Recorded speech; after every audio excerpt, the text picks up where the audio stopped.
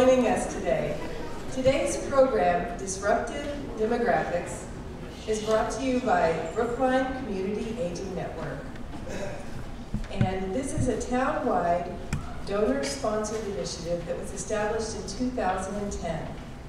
The founding partners of Brookline CAN, Brookline Community Aging Network, are the Senior Center of Brookline, Center Communities of Brookline, and Jewish Children and Family Services, along with area residents.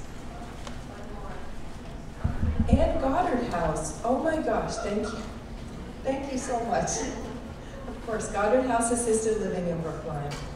So as the first community in New England to be designated an age-friendly city by the World Health Consortium, an organization, Brookline offers residents so many opportunities to advocate and support our community's unique designation as an age-friendly city. Membership to Brookline CAN is open to everyone. And we have brochures in the back of the room that will tell you how to join. And we also have a sign up for our electronic and paper version of our monthly newsletter that has so much information that's very helpful in knowing what's happening in the community. So the Brookline Community Aging Network's Educational Committee has a number of programs throughout the year. And today we're delighted to welcome Dr. Lisa D'Ambrosio, a research scientist from the MIT Age Lab.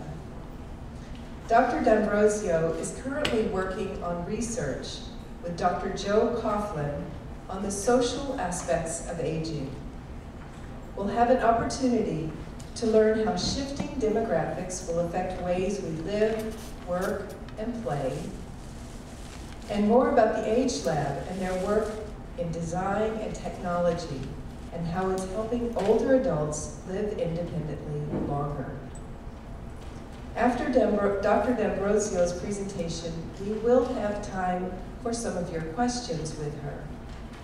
And before we begin, I want to make a notification that Jenny Mazer from the Goddard House has 5 unbelievable tickets to tonight's symphony performance of Handel and Haydn Society at Symphony Hall. And these are really, really nice seats. There are five tickets at a table. So we will be having those available on a first-come basis to those who will come tonight. And if anyone is interested, could you raise your hand?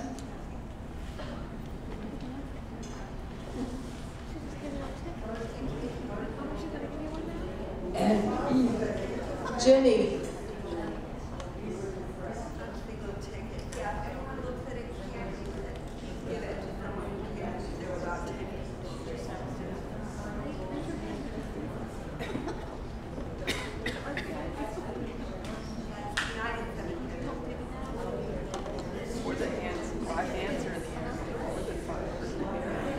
so with a show of hands, could you let us know for our work in planning these educational programs, who would prefer an afternoon program at this time of day? What works best for you? A lot of our programs have been in the evening, 6:30.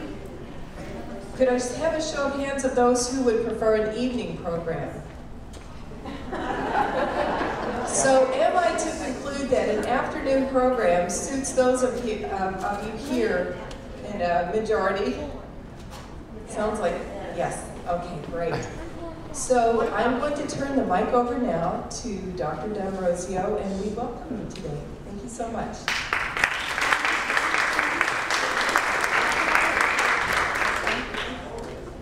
So good afternoon, and thank you for coming this afternoon. I have to say, I was a little bit disappointed that there was no escalator for me to descend on to talk to you this afternoon, but I realize you may just reserve that for people who are announcing for the presidency. I am Lisa D'Ambrosio. I'm a researcher at the MIT Age Lab. I've been there for about 15 years now. For those of you who think that everybody who works at MIT is an engineer, I'm here to debunk that notion for you. I'm a political scientist by training. And one of the great things about the Age Lab is that we're a very interdisciplinary lab. We have engineers, we have psychologists, we have social scientists, we have an urban geographer, we have people like me who are political scientists, so we all work together, and I think that's one of the strengths of the work and the research that we do, is that we have the ability to complement each other's work, to think about each other's work from different perspectives, and hopefully at the end of the day provide better research and better outcomes for all of us. So I'm going to talk a little bit today about how what we're doing at the Age Lab is helping us to re-envision what longevity means, and what it means to grow older today, and what it will mean tomorrow. And one of the great things about being in a town like Brookline is that there are so many active older adults, like all of you here today, and like some of the people I'll be showing you later in the talk, who are exactly what we think of at the Age Lab when we think about what it means to be older today and what it's going to be tomorrow. People who are engaged in their community, active in their lives, out and about doing things, that you haven't hit retirement age and just given up or decided to stop living. So I'm going to tell you a little bit about disruptive demographics and then what we're thinking about. Again, aging is a success story. Tell you a little bit again about the overview of the Age Lab and again what we think might be happening tomorrow. So aging is a success story. If you think about historically over the millennia, as humans have evolved, never have we lived so long as a society. Never have so many of us aged as much as we are, and have so many of us been over age 65, over age 85.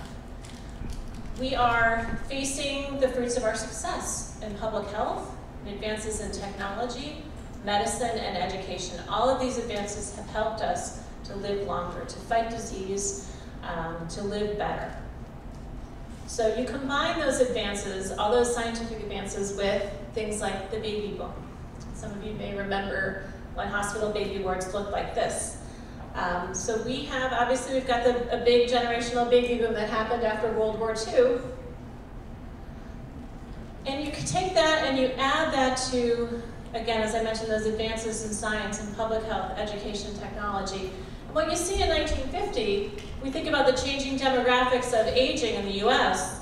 In 1950, that shape on the left here looks more like a triangle. It's bigger at the base and smaller at the top, meaning we had more people at younger ages, and as people age, essentially they were dying off. Fewer people up at the top. You look at how small those bars are in 1950. And as things progress, as time goes on, as we have these advances and they start to make themselves felt in the population, we see what's called the squaring of the population pyramid. And by 2050, when you look at what the projections are, you see in the 85 plus category a very wide bar, wider bars than some of the earlier ages, certainly equal to the very youngest generation. The fastest growing population in the US are people ages 85 and older. So how old do you think, on average, someone who lives to be age 65 is going to be? How many more years do they have left to live on average? 30 years. 30 years? 20 years, 40 years, okay. Not quite that much yet, maybe in another 10 years or so. Right now, 18.5 years. So when we hit the traditional retirement age of 65, you live to age 65, on average, you have another 18 and a half years to live. Again, that's an average. Some people will not live that long. Some people will live well over 100. But on average, you expect to have nearly another 20 years of life ahead of you. And we call this disruptive demographics. This is an unprecedented demographic shift. As I said before, never before have we had this many people living this long, this large of an older population. People are living longer. On average, they're healthier, better educated, and wealthier. This is also a different older adult generation than in years past. It's more diverse, ethnically, racially. More, it's not just now white people who are living into older age, or mostly white people living into older age. It's more mixed. So this presents us with challenges. If you think again, what society has evolved to do, we've really evolved to serve the needs of younger people and middle-aged people, because that's where most of our population was. That's where the people were. But now, we have this sizable older adult population, and we're not really prepared for it in terms of infrastructure, in terms of policy, and frankly, even in terms of the ways that we think about what it means to grow older and to age. So we're not necessarily prepared for those challenges. But this sizable older adult population also offers us great opportunities. We have this tremendous repository of wisdom and knowledge, people who have lived for many years, who have solved problems and seen a variety of different kinds of situations. We also have people who have experience in the workforce and kinds of skills that maybe younger generations don't have. So how can we draw on this older adult population to help us solve problems? But still, societally and even individually, we're not really prepared for the needs and demands of a sizable aging population. So how do we deal with that? And you can say, I'd like to think about it as aging has gotten easier in some ways, right? We have better doctors, we have better medicine, we have better technology, we have better design to help us get around and live longer. But we aren't necessarily prepared for some of the other things. So if we're going to live longer, how are we going to spend that time? Have we saved enough money to really do the things that we want to do in that period of life? So in some ways, aging might be easier. In other ways, it's more of a challenge. You have to think now, how are you going to spend that third of your life that you may spend in what we traditionally call retirement? And these changing demographics have also led us to different expectations for what it means to live in older age. This is from my boss, Dr. Joe Coughlin. He likes to talk about it as years ago, we used to think that after age 45, when you got old, basically your body started to break down, things started to stop working, and that was natural. That was just the natural decline of things. You didn't have to do anything about it. There was nothing you could do. Now, we have increased expectations with age, especially around this large baby boomer population, that, you know what? I don't want to stop climbing and hiking if my knees aren't working anymore. What can I do to fix that? Things are problems that can be fixed. I'm not going to accept that there are things that I won't be able to do just because I'm older. So we have a change in expectations about what we want to do and how we're going to live our life. And this is where we'd like to think about the age lab as being in that white space, that gap between what we used to think of as our expectations, or our parents' generations might have thought of as their expectations for aging, and now what our expectations are for growing older. So we've got, on the one hand, changes in expectations. We also have some changes in terms of the income distribution. So I mentioned that our older adult population is wealthier on average. And if you look at where the concentration of wealth is, these data are from AARP in 2012, 30% of the wealth in the US is controlled by those 65 and older. It's a pretty big percentage. So if you think about all the marketers who are rushing to market to that 18 to 49-year-old demographic, selling them things, there's money there, but the concentration of money is among 65 plus. However, we know that money is not distributed equally across the generation. We know that there's a proportion who are still heavily dependent on Social Security and some who have only Social Security income to rely on. So we really face all kinds of challenges. And in a town like Brookline, where you're in an urban area, you've got a large mix of people, you see some of those things. Some people who might have a fairly comfortable situation, other people who might be struggling a little bit more economically.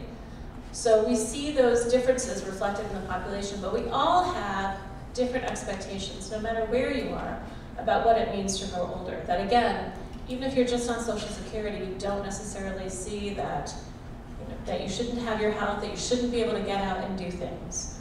So again, our expectations for what it means to grow older, what it means to be an older adult have changed. We like to talk about those extra years, those 18.5 on average years after 65 or retirement as a longevity bonus. And you're all living it. I plan to live it. So what are we going to do about it? And that's really where some of our research comes in. One of the things that my colleagues and I have been working on, and particularly Dr. Coughlin and Luca Quinto, one of my colleagues, is thinking about retiring, the notion of retirement. Retirement is a pretty young concept if you think about it. If you think back into the 1800s, there was no automatic, you hit age 65 and you stop working. Or you think about rural and agrarian societies, you didn't hit 65 and you were done. If you wanted to eat, you were out there working on the farm. You were working in the factory. There was no automatic, okay, you reach the gold star, you get it and you're done. No, you worked basically until you died, or you were too sick to be able to continue to work, and then you had family members take care of you. But there was no notion that you would hit a certain age and then you'd kind of be done and free to pursue whatever it is that you wanted to pursue. So retirement is relatively young as a concept. It sort of evolved in the 1900s, actually, around the enactment of Social Security. And apparently the Germans are responsible for the 65 retirement age because they instituted 65 as an age at which they were going to start paying out some social benefits to war widows. So that age is pretty arbitrary. And the Social Security age was chosen because they figured we're going to have people paying Social Security. Back in the 1940s, they weren't really expecting a lot of people to draw on Social Security. They weren't expecting that there were going to be so many people living past age 65 later on who would be drawing on it. So that number for retirement is pretty arbitrary. And again, we're demographically a very different generation, racially, ethnically, economically, and our expectations for what that latter part of our life, what we think about as retirement, doesn't mean retirement from life. How many of you decided that, or when you thought about retiring or stopping work in a primary career, that your primary goal was to play golf and sit on the porch and rock in a rocking chair and watch television? A couple of you might have, right? This is the chance to catch up on all those shows, or maybe you really enjoy playing golf. I think my husband would like to just sees golf in his future more than I do. But what you thought you would be doing, maybe more involved with family, taking opportunities to do other things, continuing work, that notion of retirement is very different than what we've had stereotypically in our minds as what it means to reach age 65 and then withdraw from the workforce. We think about retirement. We're not retiring from life when we reach age 65. And I think we've often had in our minds, retirement means that you're kind of withdrawing. And that's not really what your generation, my generation, and the generations behind us are thinking for themselves when we think about what it means to be older. So this is the Age Lab logo. I'm going to tell you a little bit more about some of our research, and I'm going to encourage you, if you're interested, to come to our website, sign up to be a volunteer. We do all kinds of research online as well as in the lab. We include people of all ages in our research. One of the things we're interested in is how some of the things we do change over time. It's interesting to look at just older adults, but part of what's interesting is how is what older adults differ from what younger adults do? How is it that we change? Do we do some things better? Do we struggle with some other things? And so looking at things from multiple age perspective is partly what motivates us. So this slide just gives you a picture of some of our research, and I'm going to give you a little bit of a sampling of the work that we do, because we do a lot of different things. We represent a lot of different fields, and if we've got an interest and we can get somebody to agree to let us do the research on it, we're usually off and running. So up here in the upper left-hand corner is our eHome system, which is a system we looked at a couple of years ago. We were interested in tracking medication monitoring for older adults and communicating that information with an adult child who lived remotely, so somebody who lived 50 miles or so away. So they would be able to see if the parent took his or her medication when they were supposed to. They were able to trade messages back and forth quickly on these screens. They were able to Skype, basically do video chat with each other through these screens. And we found that the big users of the video chat, as it turns out, were grandchildren, because this system was set up so all you had to do was press a button to reach that person. So we wanted to make it easy, we wanted to make it very simple for people to communicate and connect with the people that they were interested in talking to.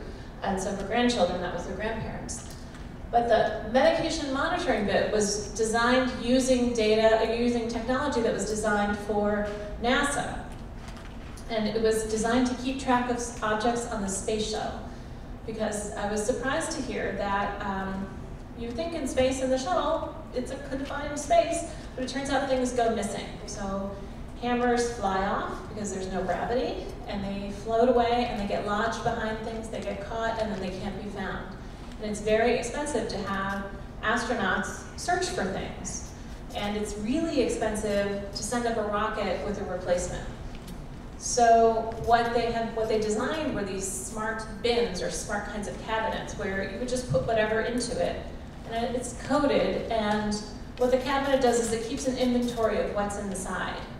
And if you're looking for, where's this particular wrench, you can just pop on a screen and it will say, oh, it's located in bin number 17. And of course, I would love this for my home, and particularly for my teenage boys who I'm pretty sure, I'm not sure if they're going to make it till college. Certainly not with all their stuff, anyway. But we adapted this technology to track the movement of medication bottles and off and on, basically what was designed as a smart tablet, and also to weigh the bottles to make sure that pills were taken. So this is a prototype, and there are lots of systems out there to monitor medication. One of the things we were interested in is, what's the impact of that communication between the older adult and the adult child? Does that help things? Is this an opportunity to start conversations? Like maybe you don't want your kid calling you every day. Maybe when your kid calls you, you're not quite sure what to talk about. But this really can, for some people, they found it to be a starting point for a conversation. In the middle, we have perception analyzer technology, which we've used recently. So you may have seen this used in presidential debates on CNN and so forth. People get the little handheld controller to say, yeah, I like what I'm hearing, I don't like what I'm hearing. We've used this technology in a couple of different ways. We just completed a vehicle technology study where we had people watch a video of somebody describing some new auto technologies, and we had them rate their responses to the technologies with this device. And so one of the interesting things, we're just looking at the data now, one of the things that's jumped out to me is that there's sort of a difference on parking technologies, these technologies that let the cars park themselves. And so what we found is when we looked at the ratings that people gave, that women like that technology more than men. I'm not sure what that says about parking or men's confidence in their parking, but it was one of those things that was interesting to us to see that women were more favorable to that than men. And we can see that through these devices. We also look at some actual driving behaviors, both in the Miss Daisy driving simulator up in the upper right-hand corner, and on road. We have a series of vehicles that are outfitted with all kinds of technology to monitor where the driver's eyes are looking, what the driver's heart rate is, your skin conductance, your sweat gland, your sweat activity on your fingers, to see how aroused you are, how stressed you are when you're taking part in different kinds of maneuvers and activities while you're driving. And we look at things like what happens if you're asked to take part in a cell phone conversation. How does that affect your driving behavior? And some of those things we can test on the road, and some of those things we test in the simulated environment in the lab. So we have a full, if you haven't been to the HL, we have a full VW Bug Volkswagen that's had the engine dropped out and is sitting in the middle of our room, basically. And it's been a great paperweight for us. No one has been able to move us out of that space since we moved it in 15 years ago. We also have a series of public education materials that have been developed with one of our sponsors, the Hartford, based on some of our work. Those materials are available for free, and they include things like how do you have a conversation with somebody about whether they need to cut back on or stop driving? How do you help prepare yourself for natural disasters? What can you do to help reduce stress should you be the victim of tornado, flooding, fire. And how do we think, and again, how do we help caregivers of somebody with dementia deal with those issues of driving as well? And this here in the middle is Paro, a robotic seal. And Paro is wonderful. We all love Paro. He's been shown to soothe Boy Scout troops who are visiting the lab and stressed out undergraduates who are preparing for exams. So Paro basically is a seal that's been designed to interact with you. If you talk to Paro, Paro will make little noises. He'll turn his head in the direction of where you are. He'll blink his eyes. His fur is hypoallergenic and sensitized, so he can feel you petting him. And he weighs about and is about the size of a newborn. In the description, I know I see a lot of you looking at me kind of skeptically, like, this sounds really stupid. This sounds like a stuffed animal. And that's frequently the reaction we get to Paro, until you actually meet Paro. And then it's much more interactive. So Paro is kind of like the ideal pet. It doesn't need to be walked, doesn't need to be fed, will ask for attention, loves your attention, and if you get tired, you can turn him off. But Paro was designed originally to be used with people with dementia as something that could help them be soothed, that they could hold. It's got the right kind of weight. It's got that kind of, again, that interactivity, that positive feedback. And we don't really have expectations about what we think baby seals are going to be. We don't have ideas about how they should sound, or we kind of see those little pictures of the harpoon seals on the ice. That kind of looks like him, but we don't think that it should make a bark or something that's going to cause us to sneeze or anything like that. So Paro's just kind of this blank slate for people to be able to project their own expectations onto. And it's been shown to be very successful with people with dementia. We did a study of asking caregivers of people with somewhat dementia what they thought about this new technology. And again, many of you, they were kind of skeptical. Paro was one of the least favorite technologies for caregivers. Until we had some of them who were interviewed in the lab and we said, well, why don't you come and meet Paro? And reactions were much more favorable after they met him, because he's very soothing. I wish I'd thought to bring him today, but next time I'll come back and be like a petting zoo. And then finally here we have Agnes, our age gain now empathy system. I'm going to talk about Agnes a little bit later, so I'm going to leave her for now. But our research foci, as I said, we're really a pretty eclectic lab. We really look at questions and topics all over the board, from transportation, mobility and driving behaviors, how do people get around, how do we think about spaces to help people get around, how do we think about design to encourage people to be able to move more easily, technology, how do we learn and use new technologies, how do they affect what we do, and one of my colleagues is especially interested in what's the impact of increasing automation. Increasingly, we live in a world where the things around us, do more and more for us. We don't need to drive our cars with as much physical and cognitive attention as we might have had to do 40 years ago. The car takes care of some of that for us. It will increasingly do more of that. So how does that affect what we do, how we behave? And again, what's the impact of that changing population, these changing demographics? How are we making plans and choices for the future? One of the real key questions is, if you're thinking about when you're age 20, can you imagine what it's going to be like to live to age 90, age 100, over 100? How do you make plans, how do you make decisions at age 20, at age 25, at age 30 to help you age successfully later on, to set yourself up to have a successful life, to age well when you're 90? And it's hard to make those decisions. It's hard for people in their 20s and 30s to perhaps conceive of what it means to be getting older at all. But how do we help people make better choices, better plans? How do we facilitate aging in place? How do we think about what kinds of services might be delivered and how should they be delivered? How do people want to get services? What services are we open to? And again, what are the kinds of policies that we need to set in place or should be thinking about to help our population age successfully? So I know I told you a bit about some of our research, so I'm going to walk you through some more of it. So as I mentioned, some of my colleagues are very interested in driving and mobility. and some of the ways that we interact with technology. And so one of the things that we learned is that typeface matters. And if you look, there are two lines here. The top line is kind of a modern-looking text. It's kind of square and blocky. The lower line shows the same letters and numbers, but it's much more rounded. It's called a humanist font. And what they found is that when you use that humanist font, we're much better able to detect and read the information on screen. So when you think about, how many of you have smartphones?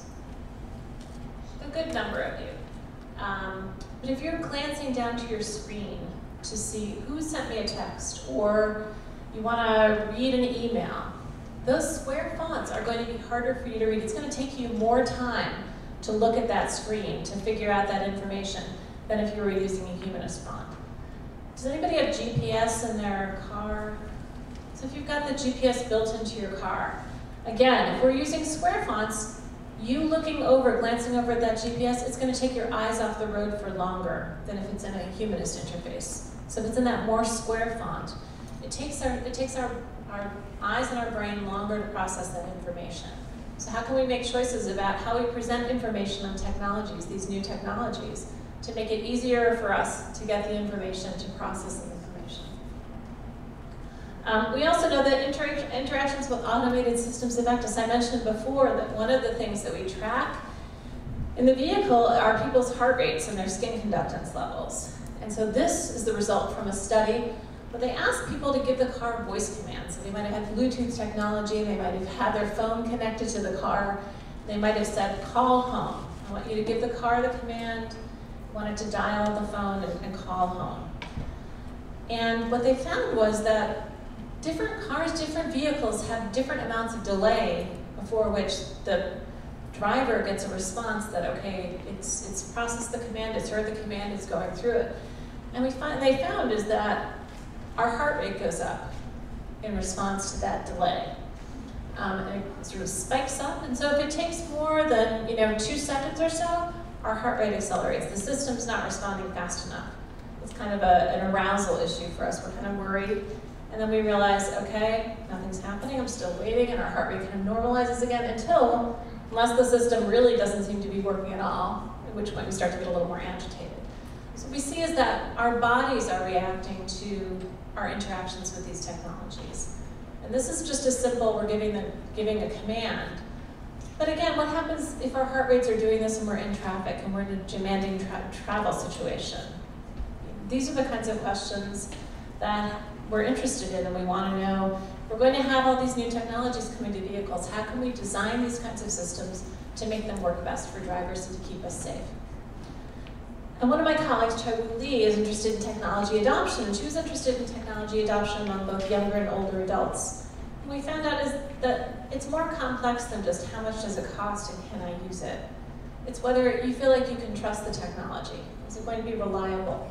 Does it fit with your lifestyle? Does it operate seamlessly with the things that you already have? Is it affordable? What kind of support system is available? If I don't know how to get it to work, how do I figure it out? Can I walk into a store and talk to a genius? Or do I need to sit on customer support hold for 3 hours and hope and pray that there'll be a human at some point who'll be able to help me? So knowing that kind of information can be an important factor in determining and figuring out whether people are more or less likely to adopt certain kinds of technologies. I mentioned that we have an urban geographer on our staff, and she was interested on how does age affect our mobility and our movement patterns. And these are data from a study that she did in India. And what she found is that a 30-year-old daughter-in-law, this is a 30-year-old daughter-in-law on the left, and on the right, her 62-year-old mother-in-law. And these colors tell you where they spend their time. The green is kind of where they spend the least amount of time, the red and yellow are their hot spots. And she said it was interesting that you look at where the daughter went, and it's this very kind of constrained path. She goes to school where the kids are, and then she goes home, and she's got another little spike of activity, but she's got a pretty predetermined path. It's relatively narrow. The mother-in-law, on the other hand, was all over the place. She was going to temples, she was taking a yoga class, she was traveling to other parts of the city. She wasn't doing any of the shopping, that was her daughter-in-law's responsibility. So interestingly, her mobility patterns really changed, and they were much broader. I don't have here, we have a father and a son as well. And in some ways, they show the opposite effect. The retired father has a very constrained path. You can see his walk. The son, on the other hand, goes all over. And so there's clearly an age difference here, but there's also some gender difference that women really, this woman in particular, took this opportunity at this time of her life to say, oh, finally, I'm kind of free of the household responsibilities. This is my opportunity to go off and do some of those things that I've wanted to do. And we've seen that, just in case you, we've seen that in some other data. We did a study of retirement a couple of years ago, and we asked, what are people worried about? And women were more worried than men about everything but one thing. So women were more worried about outliving their money. They were more worried that, that they might be sick in retirement. But men were more worried that they wouldn't find enough to do in retirement. So women really not at a loss for figuring out how am I going to spend my time, what am I going to do with retirement. So that was the one place where women were less worried than men. We also know, one of my colleagues has looked at how attitudes are changing across generations. And so we've talked about the baby boomers as a big generation. The millennial generation, so today's young generation, I think the dates for them are something like 1984 to 1999, 1998, 89. That generation is as large as the baby boom generation. So talk about the boomers, but the millennial generation is as large as they are, and they're coming up through the ranks. What we see is that if we look at these trust generations, so the silent generation is considered kind of the World War II generation, the gray line here, and they're sort of in the midline for, they're kind of the highest level of trust actually. The gray line here, the baby boomers, a little bit lower. And then all of a sudden we see a drop for Gen X, and then even below them, the millennials. So we see trust in institutions, we see trust in others eroding generationally as time goes on. And we really like this picture because apparently, I think one of the men in the prom picture there is actually our director, Joe Coughlin. And if you've seen Joe, Joe's a little bit hair challenged these days. So I'm still not quite sure which of the men is him. But we do see this dramatic shift in trust between the boomers and the millennials. The millennial generation is almost in half of what the boomers were at the same age. And again, we have to think about what this means in terms of implications for an aging population. If we're thinking about, is aging something that we can all address individually? Is this something that requires some kind of social policy, some kind of broader change, a community change? What happens if we're not trusting in each other? What happens if we're really kind of expecting that each person is out for his or herself? I don't know if that's the kind of basis for success that we would hope for when we think about this larger, older, aging population. We've also talked about aging as the most of extreme sports, or the most extreme of sports. And we did a study where we had Agnes go shopping. And we were wondering, how is it that older adults experience the physical store? If you think about who designs a lot of the spaces and the places we go, they're not older adults. Right? Who designs our local CVS? Probably not a 65, 70, 75-year-old woman. Who designs the streets? Who designs, cars that we get in and out of? Again, these tend to be younger people. They don't have experience with what it might feel like to be old, what some of the physical limitations or challenges might be among older adults. And Agnes is the Age Gain Now empathy system, kind of gives you all of that at once. So Agnes is a suit that we typically put younger adults in, and it does things like compress your spine, reduce your range of motion, reduce your balance, limit your ability to turn your head.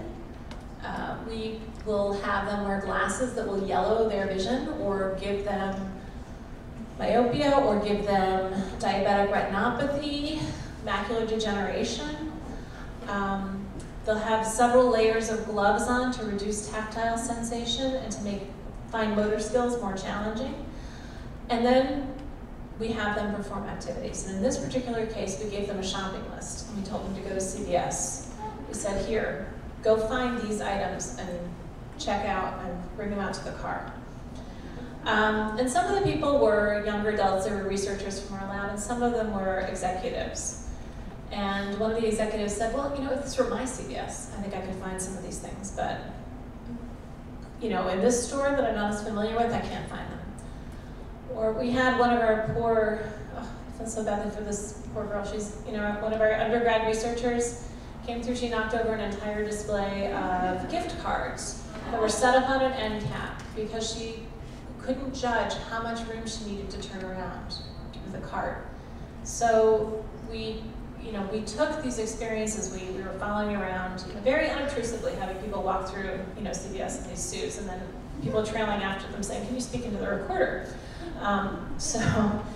But what we did was we took these and we said, okay, what have we learned from this? What are the things that are challenging? You know, aisles feel really narrow. If you've got a cart, it's hard to maneuver.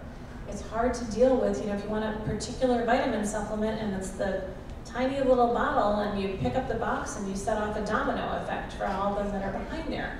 So how do we design spaces that are more effective? And so we brought these recommendations based on our experiences to CVS, and you may have noticed that a number of the stores are undergoing redesign, and they've incorporated some of the changes that we learned about based on this experience. But things like reading signs and packaging were really hard. Looking up for signs as opposed to at a lower level, narrow aisles, getting to products that were really high or really low. So now shelves are, at least, you know, in some of the CVSs, they're a little bit lower. They're a little bit cut a little lower and they come up a little bit higher. And just lots and lots of products. They've reduced the number of products on the shelves so that, you know, instead of 17 different iron supplements to choose from, you now only have 12. So, you know, there's still plenty of choices, but kind of cutting down on some of the clutter and some of the tight spaces to make it easier to move into, easier to access the things that we want. Now I'm going to go back to my friend, the urban geographer, Michelle Isaacson, who actually lives in Brookline. And you may have noticed that we had a little bit of snow this past winter.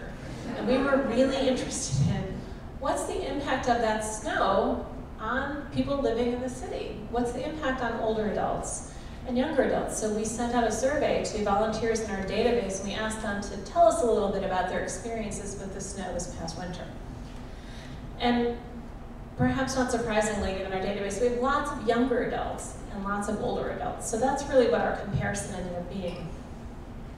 And I think it's interesting, if you look at, everybody spent more on heating, but younger adults spent a lot more on transportation and a lot more on food as a result of the storms. Older adults spent more on snow removal. But again, no real differences on transportation or food. And then we asked them a series of questions about, well, how did life change on a day-to-day basis with the snow? And here, lower numbers are better numbers. So younger adults were not as active as usual. Older adults, pretty much the same. Older adults were more positive about, that's right, they were more positive about government. You know, less commuting, less likely to be stressed about transportation, less satisfied about snow removal, but they found it easier to maintain their daily routine. They were less likely to let personal care habits fall away because of the snow compared to younger generations. And they were more likely to remember to take things like medications and supplements compared to the younger generations. So we kind of looked at this and said, you know, you might think that it's, you know, we hear, you know, people, everybody looking on older neighbors, make sure they're okay. You know, from our sample, it looks like a lot of older adults in general weathered the storms pretty well. Some of the younger adults who were thrown out of routine struggled with it more. They weren't able to adapt to that change in routine as easily as some of the older adults were. And I've got a couple of maps for you. As I said, she's a geographer, so she likes to make maps. So you may recognize this as a map of the greater Boston area. So Charles is here, downtown there. I think I was looking earlier, so where's Com Ave is here, I think. Is that Beacon? Beacon's there. All right, sorry, my Brookline geography is not as good. But this was a question about how people's positive emotions changed in reaction to the snow. And more positive emotions are in the bluer color. So you can see that there are definitely some erosion of positive emotions in some places, particularly in the downtown areas and out in East Boston and north of the city. But you do see some positive areas popping up. But when we look at where the concentration of negative emotions are, so you can have positive and negative emotions to a single person or a single event. So we tried to look at those separately. When you look at where the negative emotions popped again in reaction to storms, you see, I don't have the overlay of the T lines here, but when you see where the green line is, you can find those big negative pockets, and out in East Boston as well. But yeah, you can see that a lot of the reaction to the storm is really very geographically concentrated around some of these centers. But we also, when we look at these data by age, we see a slightly different story. As I said before, the younger adults were really more negatively affected by the storms than older adults in terms of mood and in terms of ability to maintain routines. Older adults in our survey tended to fare pretty well. And we know that storms make it all the more imperative that we stay in contact with each other. These kinds of weather events and disasters make being able to stay connected to each other important. And again, a lot of the stereotypes might be that older adults are not so connected, but a number of you have smartphones. I'm guessing that those of you who don't have smartphones still have cell phones. But we have these means of staying connected to each other. And it's true that older adults might be less likely to have cell phones and less likely to be on the internet, but those things are changing. So we know that 88% of adults 55 to 64 and over half of adults 65 plus use the internet. 88% of 55 to 64 and almost 3/4 of 65 and older have cell phones. And half of the 55 to 64 and then over 1/4 of the 65 plus have smartphones.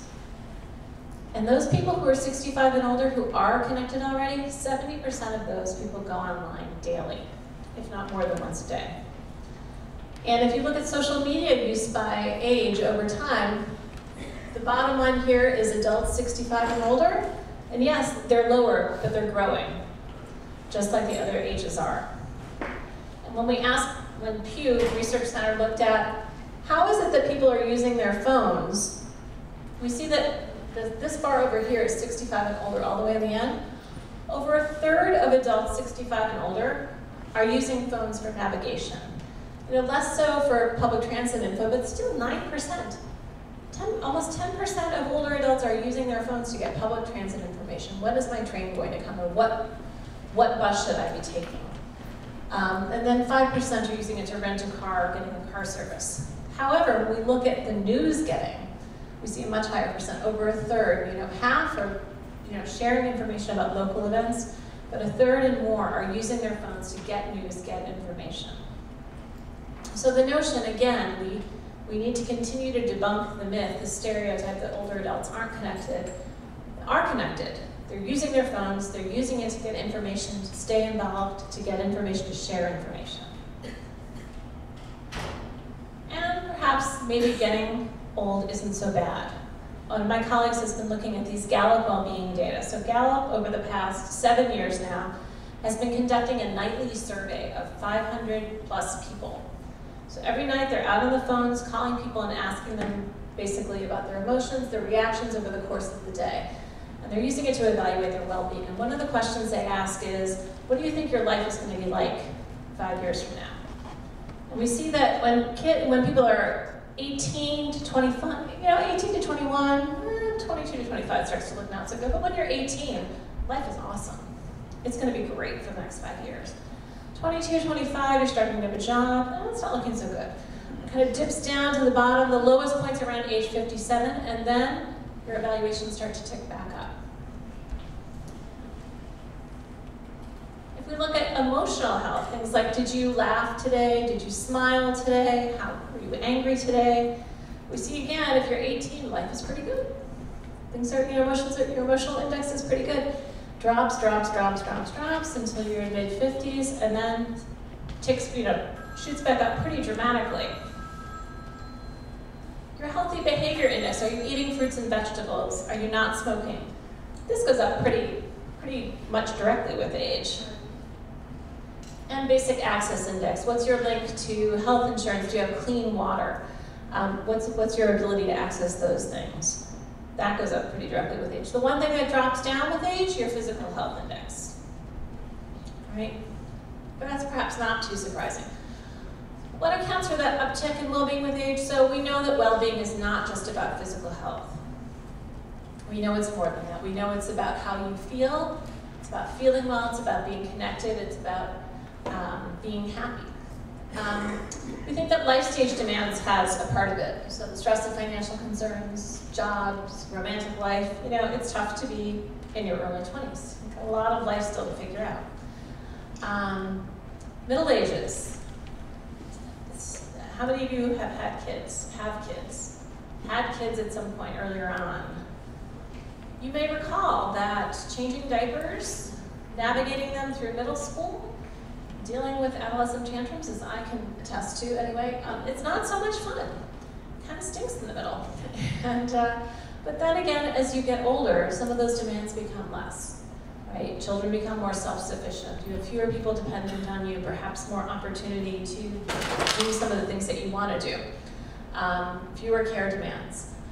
Also, as we get older, our trust for other people increases. So a psychologist out at UCLA, Shelley Taylor, was interested in, does trust change with older age? And she showed young people and older adults pictures of faces, and she said, who's trustworthy? And older adults were much more likely to trust people than the younger adults were.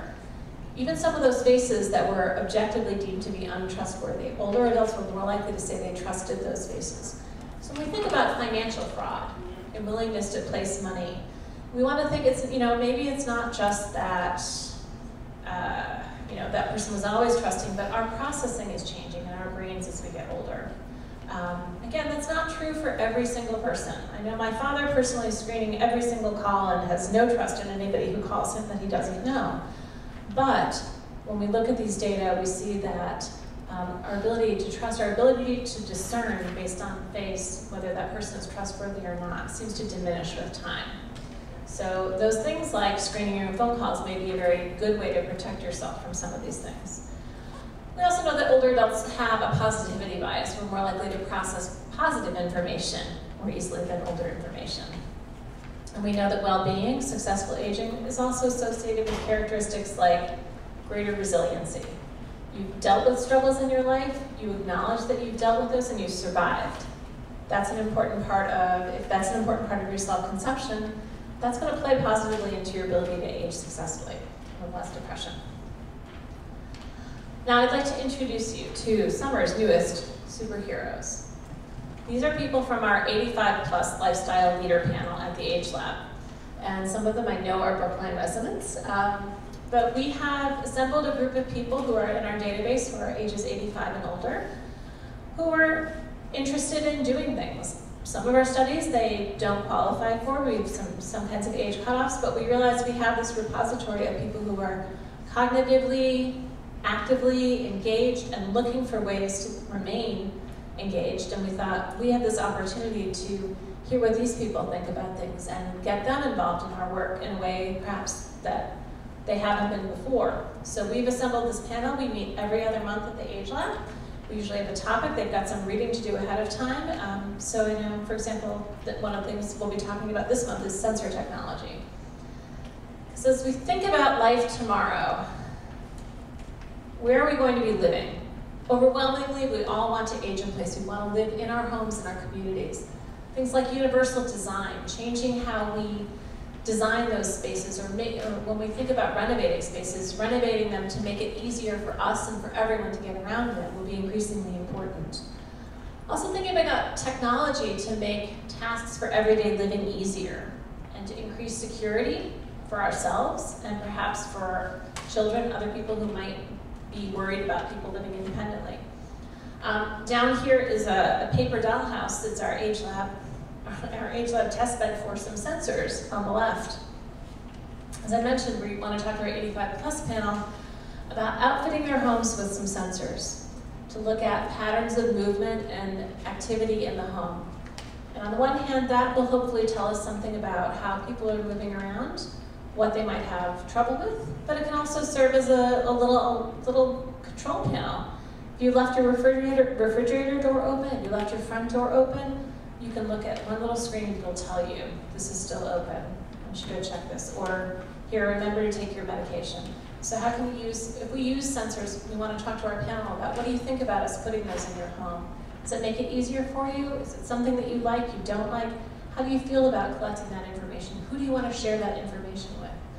Technology's great, but we want to think about, we're collecting all these data, what's happening to it? Who controls that? So those are important questions for us and for everybody to think about. We think about work tomorrow. Most older adults express at some point interest in continuing to work in some capacity after they retire, either part-time, volunteer, or starting a second career, their own company, pursue some kind of passion, leave some kind of legacy. But increasingly, we also know that for many older adults, it's not really a choice. They haven't necessarily saved enough for retirement to live the kind of lifestyle that they want. So they will have to continue to work longer in order to accrue enough assets and not draw down on the assets that they have saved in order to be able to live comfortably as they grow older. We think ahead again, business tomorrow. We know that technology is going to be increasingly important, especially mobile technology. So that smartphone increasingly for so many people is a platform that we do so much on. We work, we stay connected to one another, we shop. It's everything for many people, and it may continue to be that place because it's a convenient way to be able to centralize a lot of different information and potentially services. There's also this notion of the sharing economy. So has anyone ever taken a ride with Uber? So a couple people, right? This notion that you don't have to go to a taxi company. You can have a series of contractors who might do little bits of jobs. That might be something that you would be willing to use. That companies like this that provide services and small digestible bits locally are something that we might increasingly use, so Airbnb. So that this kind of economy might be something that we both might be employed in. So you might drive for Uber here and there when it suits your schedule, but you might also use it because it's a convenient service, and it's something, again, you can call them on your smartphone, and they do what you need them to do. We also expect that the business of caregiving is going to be big. We spend millions and millions of dollars every year on caregiving. Caregivers spend millions of dollars out of pocket. Businesses lose millions of dollars in lost productivity to caregiving. So we know that's going to be a big business. What kinds of services do caregivers need? How can we use mobile devices better to offer emotional advice and support for caregivers? And how can we offer apps to facilitate care? Can you check in on a parent's sensor system using your mobile phone? Like, yep, I see everything's okay, or I see that the front door has been left open for half an hour. That doesn't look good. So how can we what are the kinds of services that people want, and then how can we use those technologies to provide those services to people? And importantly, how are we going to be playing tomorrow? Smart play is likely to be increasingly important, so integrating play and competition to help people make better choices. So I mentioned earlier, how do we help people maybe save money more effectively when they're younger?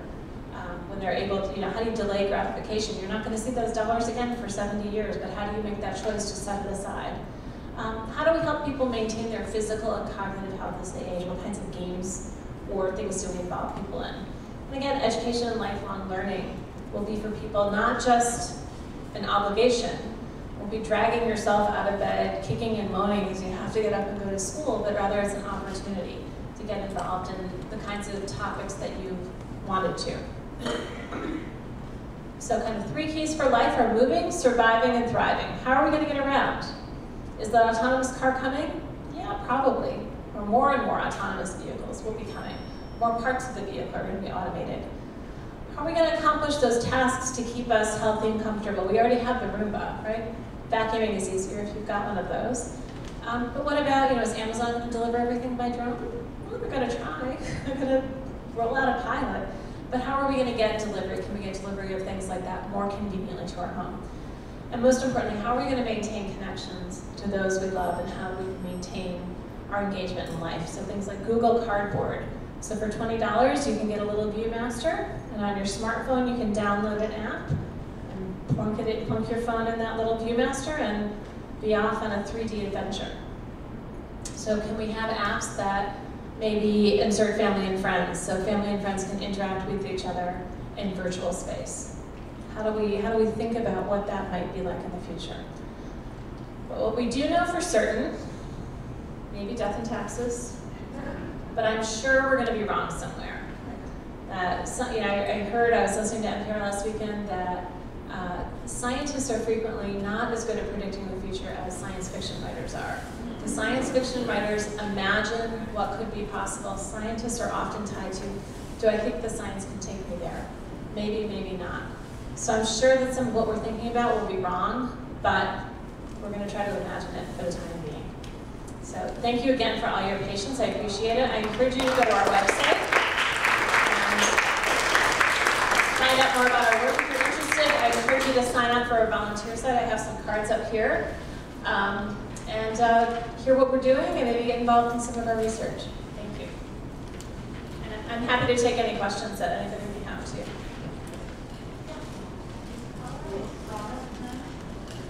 The question was, is Paro a product now? Yes, Paro is commercially available. He is not cheap. He's still several $1,000s.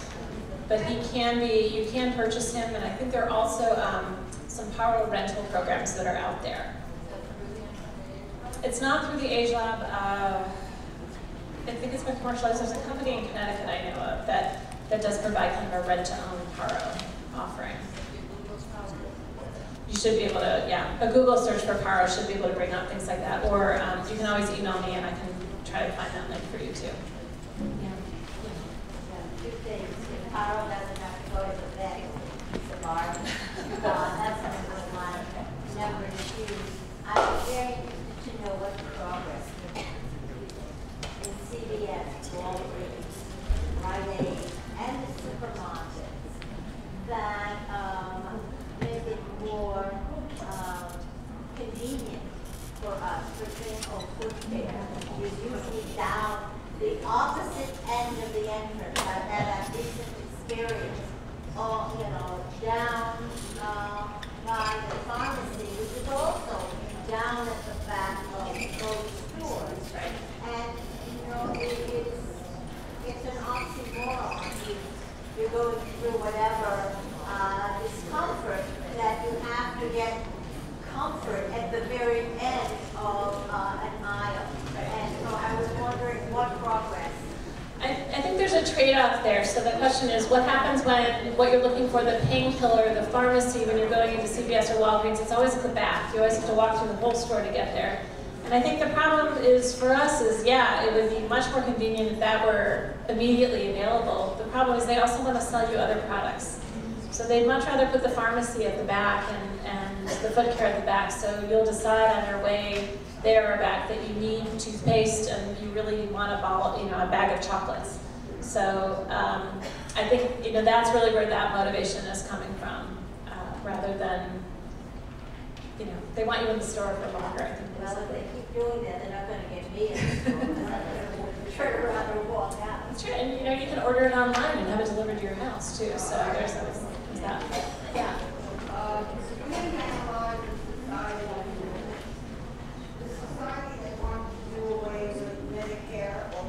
A lot of the money in Medicare, or the fact that we do not have a single-payer health care in this country, or that banks do not pay interest to supplement our incomes. These are the issues that I think are very important. Yeah, I think that's absolutely right, and I think that when we think about single-payer health care, we think about Medicare changes, I think it's important also to sort out what some of the rhetoric is through versus what the policy changes are going to be. And I think there's I think Medicare frequently comes up as, oh, we should be able to realize savings around Medicare. I'm not sure that there's always the political stomach to cut Medicare as much as people provide the rhetoric for. Similarly, we don't have a single-payer health care. When we think about the enactment of the Affordable Care Act, however, one of the things that I think has been very interesting in a lot of the discussion around that now is that there are a number of politicians, particularly Republicans, who are advocating for the repeal of the Affordable Care Act. The people who live in districts who are most likely to be affected by that are people who are represented by those self-same Republicans. So Republicans are actually finding themselves in a little bit of a bind. So ideologically, they would like to say, yeah, I want to repeal this act. On the other hand, if the act is repealed, constituents who are benefiting from that directly might be less happy about that. So I think, we're certainly not a single-payer healthcare system. We're not, I think, politically able to push some kind of policy like that through. What the system's going to look like 15, 20, 30 years from now, I think will be different. And I think it will be different in part because there will be more healthcare out there. And also I think businesses might be more likely to support that kind of plan, because right now companies that pay for healthcare for their employees out of their own pockets, if you will, might rather shift that burden outside of the company itself. And most of the money that we're being spent is on military, that's all benefits. And I think that MIT has to do more of a political direction, just telling us aging. Yeah, I think there's certainly a lot of research and work to be done still around the policy pieces of it. Yeah. Can you comment a little bit on telemedicine actually what's available today? Sure. There are a number of different telemedicine options available in different kinds of contexts. So there are some that are very hands-on, where you might have a system at home that is, you're checking your blood pressure, your blood sugar, and so forth every day, and that's being called in or communicated to a nurse who's daily monitoring that.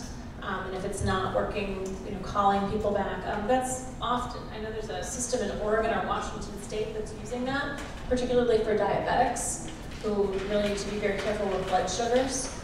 I think a lot of the telemedicine is still in the innovation stage, so it's being used more in rural communities where people are less likely to have access to doctors and physicians in their immediate vicinity.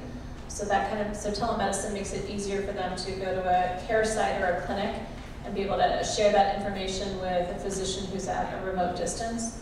Or it's being rolled out in pilot systems, particularly for people with certain kinds of conditions like diabetes. There are more private products on the market so that people can monitor their own health.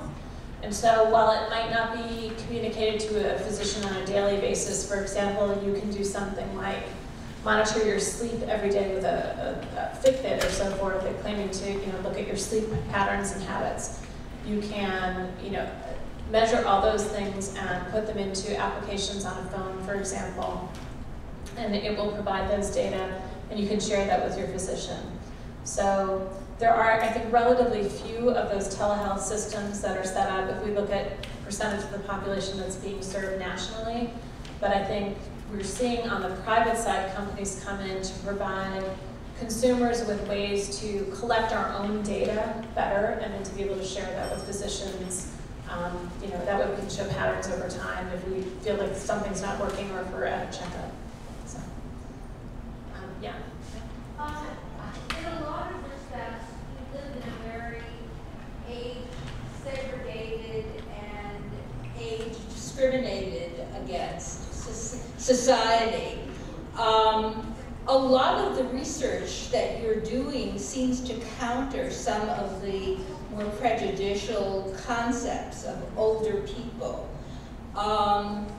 particularly in terms of their resiliency and ability to learn new things and their wealth.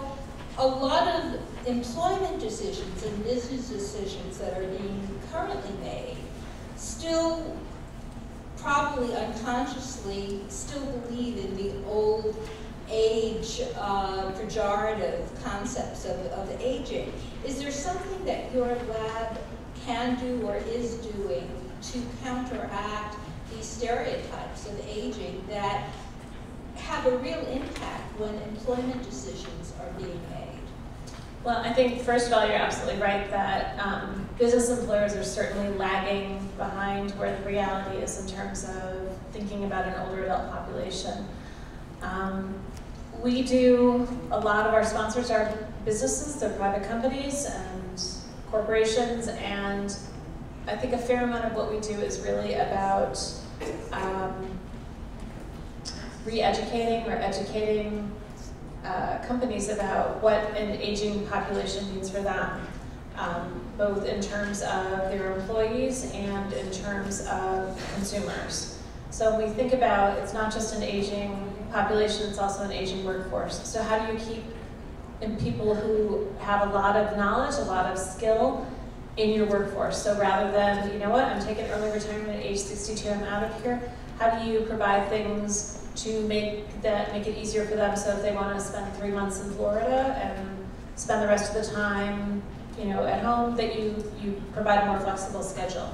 So we are working actively, I think, with employers to think about how do you change that? How do you work with an aging workforce, both in terms of the dynamics within the workplace?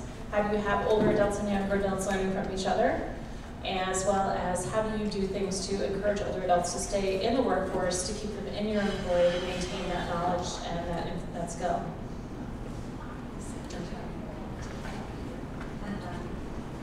Thank you for an interesting talk. I had a two-part question. The first is just clarification. I thought you said just a few moments ago that not having a stomach to decrease spending on Medicare, I might have misheard you, but I didn't see why that would be beneficial for older people.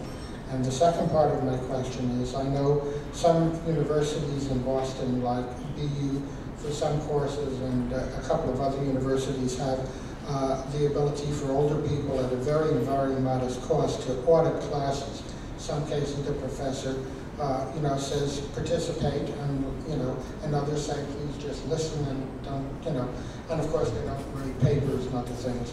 I'm not aware of MIT offering that, and that would be something that would be of interest to me. What can you say on those two things? I think my comment about Medicare was that I didn't think there's a lot of support for actually cutting Medicare costs when it comes down to it. On the MIT piece, what I don't know about actual auditing of MIT courses, in part, I didn't grow up at MIT, I didn't do my undergraduate or graduate work there, so it's still a little bit of a strange place to me. So I'm not sure about the course part of it, but what MIT does have that's open is the open courseware. And there are hundreds of courses online that can be taken that are interactive, so you can watch lectures. There are TAs who are monitoring homework and monitoring discussion boards. So there are opportunities there, at least. The interaction in the classroom is beneficial, even if you're just listening and not participating. Yeah. And on the first part, they don't have the stomach to do it. Is that desirable to reduce Medicare expense?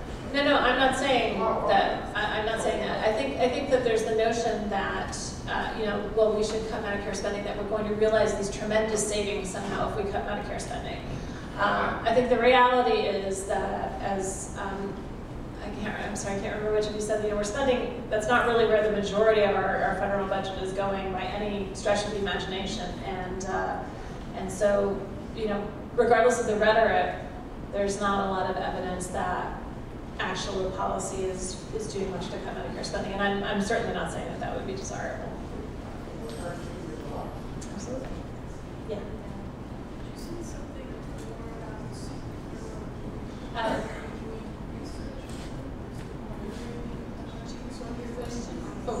Yes. Could you say something more about the superhero group and whether this is a research aspect or learning in retirement, and what you're finding from this group? So our 85 plus lifestyle leaders panel is really, I think in some ways, an opportunity for us to learn from them. We're really using them as an early test bed for some ideas that we have. And it's a little bit of an exchange. So we've asked them, what are some of the things that you're interested in talking about? Let's build some sessions around that.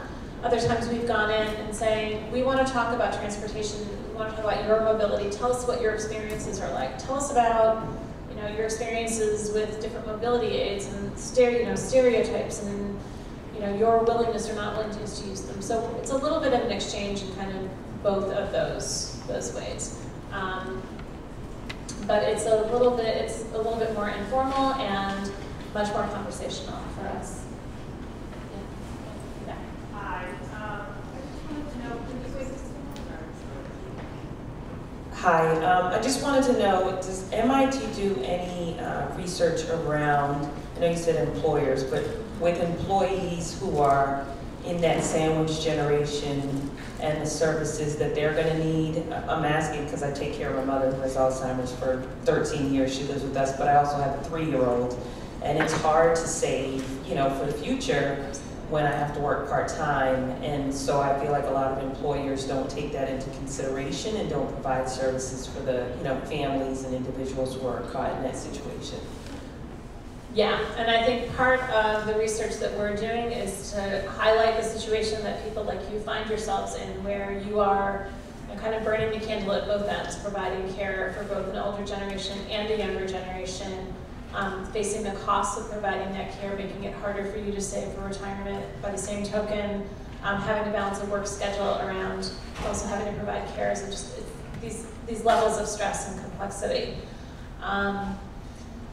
And I think that's part of what we're doing, I think, is try to publicize that that's actually a uniquely stressful situation, and to quantify that with some of the data. And we've just completed an analysis. We're in the process of writing a paper right now showing that sandwich generation caregivers do suffer. Their physical health suffers.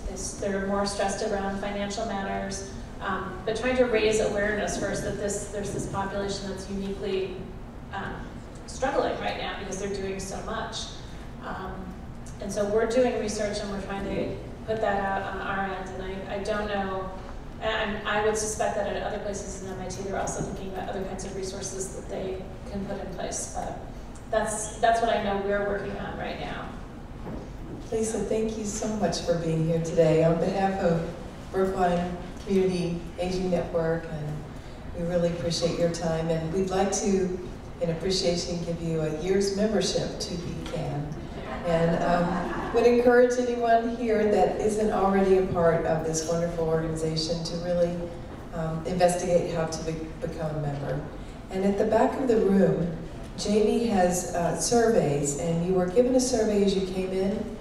When you fill this out and give your input and your feedback, it really helps us in designing programs that will address what you're really interested in.